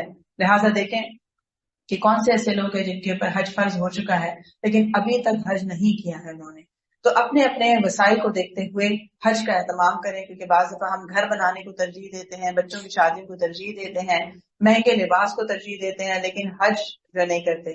اسی طرح بعض دفعہ کچھ خواتین مردوں کو مجبور کرتی ہیں کہ مجھے بھی ساتھ جانا ہے، پھر وہ امی کو بھی ساتھ جانا ہے تو فلانے کو بھی جانا ہے، اور جس کا حج ہوتا ہے اصل میں فرض ہوتا ہے وہ بیچارہ اپنے فرض کو ادا کرنے سے قاصر رہتا ہے۔ تو اگر مرد پہ حج فرض ہے تو اسے اکیلے جانے دیں تاکہ ایک دفعہ اس کا فرض ادا ہو جائے، پھر اللہ تعالیٰ اور وسائل دے تو بعد میں باقی اور لوگ بھی جا سکتے ہیں۔ اور اگر آپ دعا کریں گے اللہ تعالیٰ سے اور آپ کی طلب ہوگی تو انشاءاللہ اللہ آپ کو ضرور بلائے گا۔ لیکن اس صورت میں مرد کو روکنا نہیں چاہیے تاکہ کہیں ایسا نہ ہو کہ وہ اپنے فرض سے قاصر ہوتے ہوئے زندگی ہار جائے اور ہم اس کے ذمہ دار ٹھہریں۔ اسی طرح حافظ قرآن جنت میں جائے گا، کثرت سے سلام کرنے والے جنت میں داخل ہوں گے، لہٰذا آتے جاتے میں سلام کی کثرت کرنی چاہیے، گھر میں بھی جب آپ داخل ہو تو ہوں، پھر کسی کوئی اور ملے دوبارہ سلام کریں۔ اللہ کی رضا کے لیے دین کا علم سیکھنے والا جنت میں جائے گا، علم سیکھنا، اور وہ بھی کون سا؟ دین کا علم سیکھنا۔ کتنی اپرچونٹیز ہیں اس وقت، آن لائن سے لے کر کیمپسز کے اندر کتنا موجود ہے، اور کتنے فرصت بھی ہے ہمارے پاس، شامیں فارغ ہیں، اتنی آسانیاں ہو گئی ہیں، آن لائن پہ ہے۔ لوگ ضرور کہیں نہ کہیں دین کا علم حاصل کریں تاکہ ہم جنت میں جانے والوں میں شامل ہوں۔ ٹک کرتے جائیں گے نا، یہ جنت میں جانے والا ہے، ان میں سے میں کہاں کہاں ہوں، کون کون سے کام ہے جو پورے ہو رہے ہیں۔ جس شخص کی بینائی ختم ہو جائے اور وہ صبر کرے تو وہ بھی جنت میں جائے گا، بیماری پر صبر کرنے والا جنت میں جائے گا، شریعت کی حلال کردہ چیزوں کو حلال اور حرام کو حرام جاننے والا اور اس پر عمل کرنے والا بھی جو ہے وہ جنت میں جائے گا۔ اسی طرح جس عورت نے حمل ساقط ہونے پر صبر کیا وہ جنت میں جائے گی، یعنی اس کا حمل گر گیا تھا، بچہ جیسے آپ کہتے ہیں مس کیریج ہو گیا تو اس پر صبر کیا، وہ بھی جنت میں۔ صبح اور فجر کی نماز باقاعدگی سے باجماعت ادا کرنے والا جنت میں جائے گا۔ اپنے مردوں کو نکالیں، اپنے لڑکوں کو نکالیں، ان کو مسجد کی عادت ڈالیں۔ مسجدوں پر مسجدیں بنی ہوئی، اتنی محنت اور اتنی قیمت کی بنی ہوئی ہیں، لیکن وہاں آباد کرنے والے کوئی لوگ نہیں ہیں، تو کہاں سے آئیں گے وہ لوگ؟ وہ عورتیں ہی ہیں جو ایسے مرد بنائیں گی، ایسے بچے پیدا کریں گی کہ جو مسجد کا ان کو پتا ہو کہ مسجد نماز کہاں پڑھی جاتی ہے۔ یہی وجہ ہوتی ہے کہ جو مرد نماز ہی پڑھتے ہیں وہ عورتوں کی طرح گھروں میں نماز پڑھ رہے ہوتے ہیں۔ پھر حتیٰ کہ آپ دیکھیں نا کہاں مردوں کہاں بنتا ہے وہ ٹائم، کوئی نہیں بنتا اس کا مردوں والا کہ آپ گھر میں نماز پڑھ رہے ہو۔ لہٰذا چھوٹے بچوں کو بھی عادت ڈالنی چاہیے اور مردوں کو بھی عادت ڈالنی چاہیے کہ مسجد جائیں، اور جب آپ خود ایسی مجالس میں آئیں جہاں دین کی بات ہو رہی ہو تو اپنے بچوں کو ساتھ لے کر آئیں۔ یہ اپنی عادت اگر آپ بنائیں گے، بعض دفعہ آپ تھوڑے تنگ بھی ہو رہے ہوتے ہیں کہ بچے ڈسٹرب کر رہے ہوتے ہیں، نماز نہیں پڑھنے دے رہے ہوتے، بات کر رہے ہوتے ہیں، کچھ اور ڈسٹربنس آتی ہے، اس کے باوجود ان کو لائیں، آہستہ آہستہ وہ اس کے آداب سیکھتے چلے جائیں گے اور ان کو مسجد میں آنا آسان لگتا چلا جائے گا۔ اللہ سبحانہ وتعالی ہم سب کو جنت الفردوس پانے کے ذرائع عطا فرمائے، وہ اعمال عطا فرمائے جو جنت میں لے جانے والے ہیں، اور ہر اس چیز سے محفوظ فرمائے جو جنت میں جانے سے روکنے کا ذریعہ بننے والی ہے۔ اللہ سبحانہ وتعالی ہمارے تمام گناہوں کو معاف کر دے، اللہ ہمیں جلد اور دیر سے ملنے والی بھلائیاں عطا کر دے۔ اللہ سبحانہ وتعالی اپنا کرم کرتے ہوئے ہمیں ہر وہ قول اور فعل عطا فرمائے جو جنت کے قریب کر دے، اور ہر اس قول اور فعل سے محفوظ فرمائے جو ہمیں جہنم سے قریب کرنے والا ہو۔ اے اللہ کی رحمت سے ہم تجھ سے درخواست کرتے ہیں کہ ہماری تقدیر میں جو فیصلے لکھے گئے ہیں وہ ہمارے حق میں خیر کر دے، ہمیں جنت کے قریب اور جہنم سے دور کر دے۔ وآخر دعوانا الحمد للہ رب العالمین۔ سبحانک اللہم وبحمدک اشہد ان لا الہ الا انت استغفرک واتوب الیک۔ بارک اللہ فیکم۔ السلام علیکم ورحمۃ اللہ وبرکاتہ۔